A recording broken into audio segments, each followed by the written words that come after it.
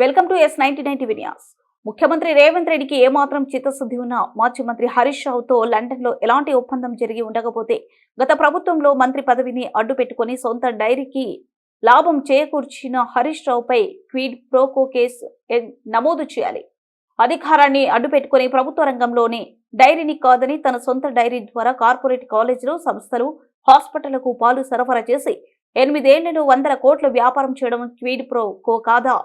హరీష్ రావుతో మీకు లాలూచి లేకపోతే వెంటనే 500 మంది విద్యార్థుల పైగా ఉన్న ప్రతి విద్యా సంస్థలకు ప్రైవేట్ డైరీల ద్వారా కాకుండా ప్రభుత్వ సొసైటీల ఆధ్వర్యంలో నడిచే డైరీల నుండి పాల సరఫరా చేసే విధంగా జీవో ఇవ్వాలి.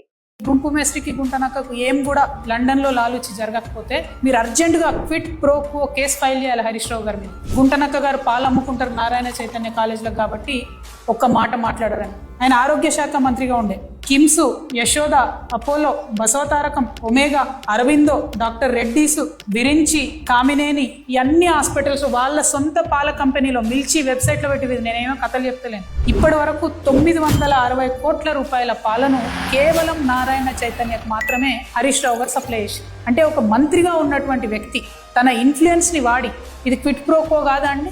ఇక్కడ ఇష్యూ ఏంటంటే హరీష్ రావు గారు పాల వ్యాపారం పెట్టింది 2018లో, కానీ అంతకన్నా ముందే తెలంగాణలో అనేకమైన డైరీస్ ఉన్నాయి. Mascati dairy, Karimnagar dairy, Jersey dairy, Mulkanoor women's cooperative dairy, Mother Dairy, Hayat Nagar, Nalgonda, Rangareddy milk union. ఇది కాకుండా గవర్నమెంట్ డైరీ విజయ డైరీ ఉన్నది. విజయ డైరీకి 1000 కోట్ల వ్యాపారం వస్తే నష్టమా? పాడి రైతులకే లాభం జరుగుతుంది కదా. నేను ముఖ్యమంత్రి గారిని విస్పష్టంగా డిమాండ్ చేస్తున్నా, మీకు హరీష్ రావు గారితో గుంటనక్కతో ఏం లాలూచి లేకపోతే, లండన్ లో ఏం అగ్రిమెంట్ జరగకపోతే, స్కూల్లో 500 పైచీలుకుంటే జీవో ఇవ్వండి, విజయ డైరీ పాల్గొనాలని చెప్పండి. అంటే హరీష్ రావు గారు హెల్త్ మినిస్టర్గా ఉన్నప్పుడు యశోదకు భూమి ఇస్తారు, అదే యశోద నుండి ఆయన కంపెనీకి పాల ఆర్డర్ తీసుకుంటారు. దీని మీద ఏం ఎంక్వైరీ జరగదా?